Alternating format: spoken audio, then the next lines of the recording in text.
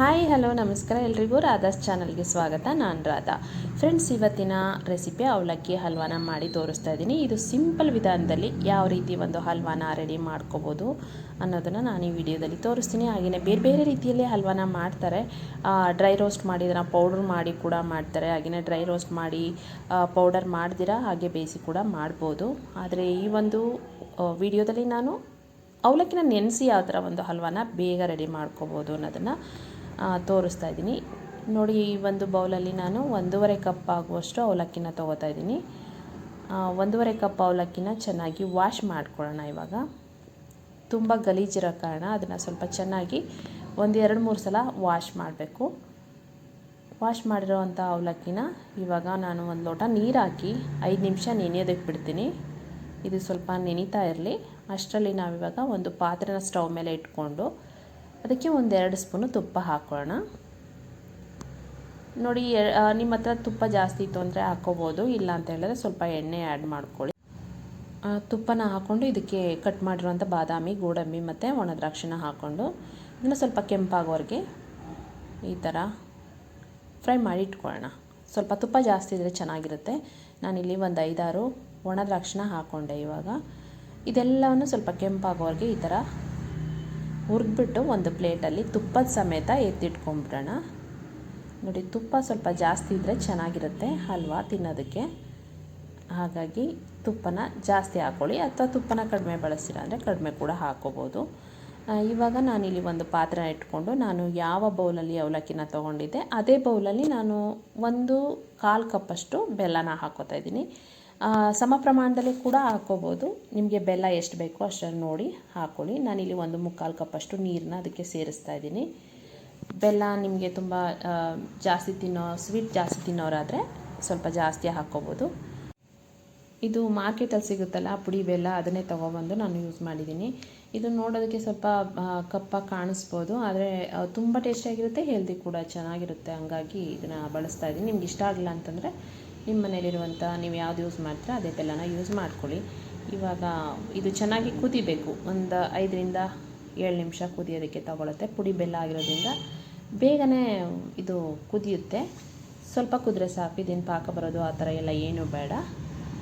ಒಂದು 5-7 ನಿಮಿಷ ಈ ಥರ ಚೆನ್ನಾಗಿ ಕುದಿ ಬರೋವರೆಗೆ ಇದನ್ನು ಕುದಿಸ್ಕೊಂಡ್ಬಿಟ್ಟು ಇದನ್ನು ಶೋಧಿಸ್ಕೋಬೇಕು. ಯಾವುದೇ ಬೆಲ್ಲ ಆದರೂ ಪರವಾಗಿಲ್ಲ, ಒಂದು ಸಲ ಶೋಧಿಸ್ಕೊಂಡ್ರೆ ಸಮಾಧಾನ ಆಗುತ್ತೆ. ಪುಡಿ ಬೆಲ್ಲದಲ್ಲಿ ಏನೂ ಅಷ್ಟೊಂದು ಗಲೀಜಿರಲ್ಲ, ಆದರೂ ನಾನು ಒಂದು ಸಲ ಸೋಸ್ಕೊಂಡ್ಬಿಡ್ತಾ ಇದ್ದೀನಿ.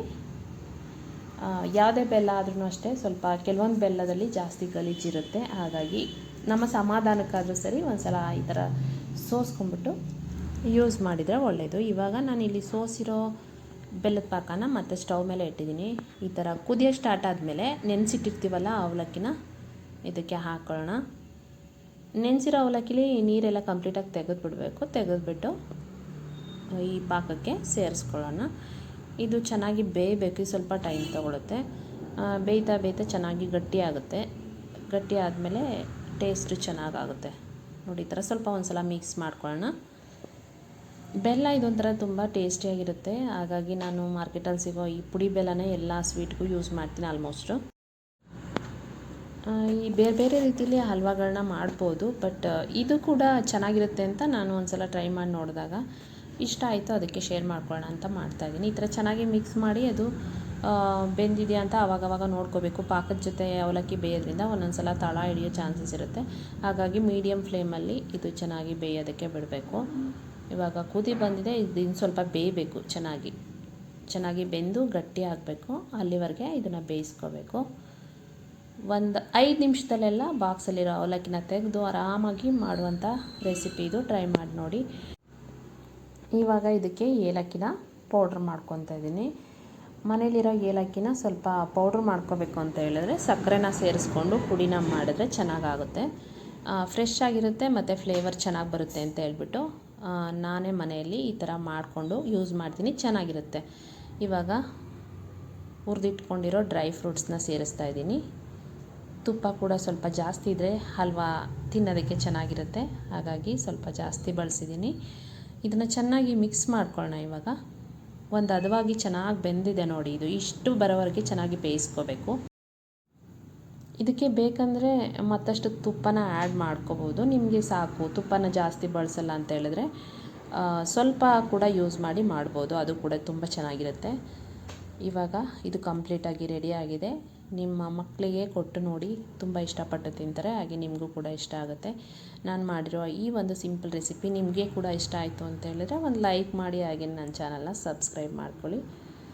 ಮತ್ತೊಂದು ವಿಡಿಯೋದಲ್ಲಿ ಸಿಗ್ತೀನಿ. ನಮಸ್ಕಾರ.